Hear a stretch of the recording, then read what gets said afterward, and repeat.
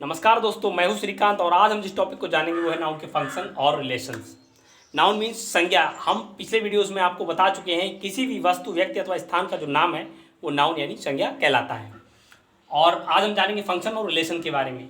Functions यानी कार्य और रिलेशन यानी संबंध, यानी जो हमारी नाउन है वो किसी सेंटेंस में काम क्या करती है और उसका किसी अन्य शब्द से संबंध क्या है। तो जो नाउन है वो मुख्यतः किसी सेंटेंस में 7 तरीके से काम करती है, अर्थात उसका किसी सेंटेंस में किसी दूसरे वर्ड से 7 तरीके से संबंध हो सकता है।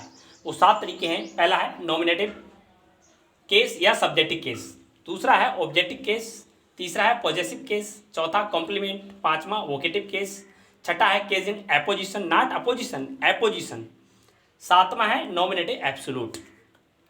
तो आज हम इस वीडियो में सिर्फ शुरू के जो 2 हैं नॉमिनेटिव केस और ऑब्जेक्टिव केस, इनके ऊपर जो है हम विस्तार से आज चर्चा करेंगे। बाकी बचे हुए जो 5 हैं इनके ऊपर हम अलग अलग नेक्स्ट वीडियो बनाएंगे, वो हम बाद में देखेंगे। अभी हम सिर्फ इन 2 के ऊपर फोकस करेंगे, नॉमिनेटिव और ऑब्जेक्टिव। तो आइए जानते हैं।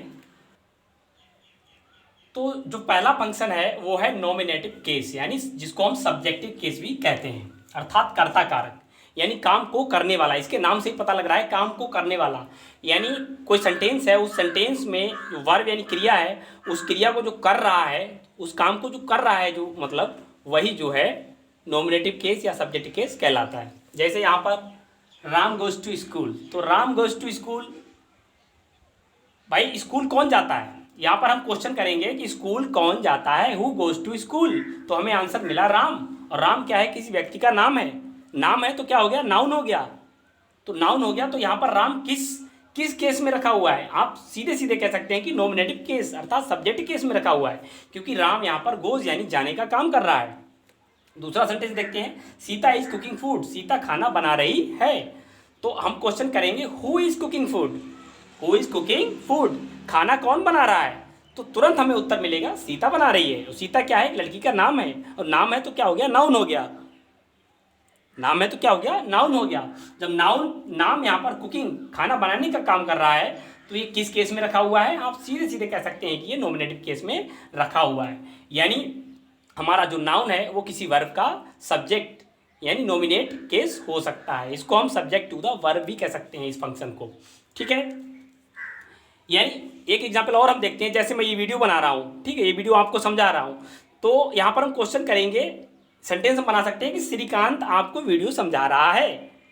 तो क्वेश्चन होगा कि आपको वीडियो कौन समझा रहा है, तो उत्तर मिला श्रीकांत। तो श्रीकांत क्या हो गया, एक व्यक्ति का नाम है, नाम है तो नाउन हो गया, और नाउन यहाँ पर समझाने का काम कर रहा है, यानी श्रीकांत समझाने का काम कर रहा है। तो श्रीकांत क्या हो गया, नॉमिनेटिव केस यानी सब्जेक्टिव केस हो गया। तो आई थिंक आप इसको अच्छे से समझ गए होंगे कि जो हमारा नाउन है वो किसी वर्ब यानी क्रिया का सब्जेक्ट यानी कर्ता हो सकता है, यानी किसी काम को करने वाला व्यक्ति हो सकता है। अगला दूसरा फंक्शन देखते हैं। दूसरा जो फंक्शन है वो है ऑब्जेक्टिव केस। इसको हम ऑब्जेक्ट टू द वर्ब भी कह सकते हैं, यानी जो नाउन है वो किसी क्रिया का कर्म भी हो सकता है, यानी ऑब्जेक्टिव केस में भी हो सकता है। जैसे यहाँ पर एग्जाम्पल हम देखेंगे, राधा रोट ए बुक, यानी राधा रोट माने लिखी या बुक माने किताब। राधा ने एक पुस्तक लिखी, राधा ने पुस्तक लिखी। तो यहाँ पर वर्ब यानी जो क्रिया है वो है लिखी, क्या है, लिखी यानी रोट, ये ठीक है।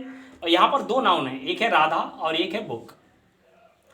तो राधा यानी किसी व्यक्ति का नाम है, बुक यानी एक वस्तु का नाम है। तो यहाँ पर पुस्तक किसने लिखी, राधा ने। तो यहाँ पर राधा जो नाउन है वो नॉमिनेटिव केस में हो गया। दूसरा है राधा ने क्या लिखी। अगर हम क्वेश्चन करें यहाँ पर राधा ने क्या लिखी, तो हमें जवाब मिला पुस्तक। क्या जवाब मिला, पुस्तक। तो पुस्तक क्या है, एक वस्तु का नाम है, नाउन है।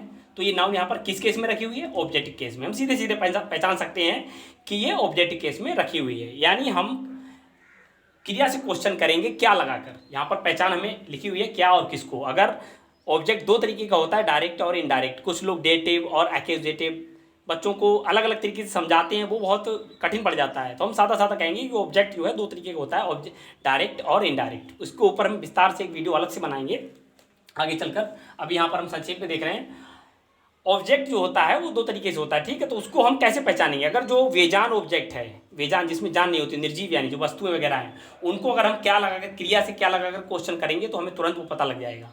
और जो जीवित प्राणी है कोई, तो किसको लगाकर हम क्वेश्चन करेंगे। जैसे यहाँ पर बुक किताब क्या है, वेजान है। तो हमने क्वेश्चन किया राधा ने क्या लिखा, तो हमें जवाब मिला बुक यानी किताब, और किताब क्या है, एक नाउन है। तो आप यहाँ पर सीधे सीधे कह सकते हैं कि जो बुक है वो हमारी ऑब्जेक्टिव केस यानी कर्म कारक में रखी हुई है, अर्थात जो बुक है वो ऑब्जेक्ट टू द वर्ब यानी किसी क्रिया का कर्म के रूप में उसका संबंध है, यानी वो कर्म के रूप में कार्य कर रही है। दूसरा है he will drive the scooter, वह स्कूटर चलाएगा। तो हम क्वेश्चन करेंगे who will drive the scooter यानी स्कूटर कौन चलाएगा, तो उत्तर हमें मिला ही। तो ही क्या हो गया, सब्जेक्ट हो गया, लेकिन ये प्रोनाउन है, नाउन नहीं है। ठीक है, हम यहाँ पर नाउन देखेंगे, नाउन क्या है, नाउन है स्कूटर। स्कूटर एक वाहन का नाम है, तो स्कूटर क्या हो गया, एक नाउन होगी। लेकिन यहाँ पर ये स्कूटर है क्या, सब्जेक्ट है या ऑब्जेक्ट है। तो क्वेश्चन करेंगे हम वह क्या चलाएगा, वह क्या चलाएगा, यानी वह क्या चलाएगा, हमें तुरंत जवाब मिला वह स्कूटर चलाएगा। तो स्कूटर क्या हो गया, नाउन होगी हमारी, और नाउन हमारी यहाँ पर क्या काम कर रही है, ऑब्जेक्ट का काम कर रही है, यानी ऑब्जेक्टिव केस में रखी हुई है। तो आई थिंक आप इसको अच्छे से समझ गए होंगे कि जो नाउन है हमारी वो 7 रूप से मतलब किसी सेंटेंस में इस्तेमाल की जा सकती है, 7 रूप से उसके कार्य हो सकते हैं। अभी हमने 2 के बारे में जाना, सब्जेक्टिव केस यानी जिसको हम नॉमिनेटिव केस कहते हैं, और ऑब्जेक्टिव केस यानी नाउन हमारी किसी वाक्य में किसी क्रिया का सब्जेक्ट हो सकता है, और नाउन किसी वाक्य में जो है किसी मतलब वर्ब का ऑब्जेक्ट हो सकता है। कौन या किसने लगाकर हम सब्जेक्ट यानी नाउन को सब्जेक्टिव रूप में पता लगा सकते हैं, और क्या और किसको लगाकर हम जो है पता लगा सकते हैं कि हमारी जो नाउन है वो ऑब्जेक्टिव केस में रखी हुई है। जैसे राधा ने क्या लिखी, तो हमें तुरंत पता लग गया किताब, तो किताब यहाँ पर ऑब्जेक्टिव केस में है। वह क्या चलाएगा, स्कूटर।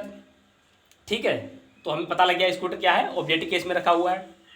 और अब यहाँ पर मैं कहूँ कि मैंने राम को पीटा, तो मैंने किसको पीटा, राम को पीटा, तो पीटने का प्रभाव किस पे पड़ा, राम पे पड़ा, तो राम यहाँ पर क्या हो गया, ऑब्जेक्टिव केस हो गया। ठीक है, तो वही चीज वही व्यक्ति जो है सब्जेक्ट में भी हो सकता है, उसको हम ऑब्जेक्ट में भी रख सकते हैं। सब्जेक्ट में क्या होता है, वो काम करने वाला नाउन जो होता है वो खुद काम करता है, और ऑब्जेक्ट में क्या होता है कि काम का प्रभाव उसके ऊपर पड़ता है। तो आई थिंक इसको आप इस टॉपिक को अच्छे से समझ गए होंगे। तो आपको अगर ये वीडियो अच्छा लगा हो तो हमें अपनी प्रतिक्रिया जो है, अपना सुझाव जो है कमेंट बॉक्स में ज़रूर बताइएगा। यदि अच्छा लगा हो तो लाइक कीजिए, शेयर कीजिए, और हो सके तो हर उस ज़रूरतमंद स्टूडेंट के पास पहुंचाने का प्रयास कीजिए जिसके पास कोचिंग या ट्यूशन पढ़ने के लिए पैसे नहीं हैं। मैं समझूंगा, अगर आप ऐसा करते तो मैं समझूंगा कि मेरा प्रयास सफल रहा। तो मिलते हैं नेक्स्ट वीडियो में नए टॉपिक और नए लेसन के साथ। तब तक के लिए stay tune my channel get knowledge, और सब्सक्राइब करना चैनल को ना भूलिए। Thank you, bye bye.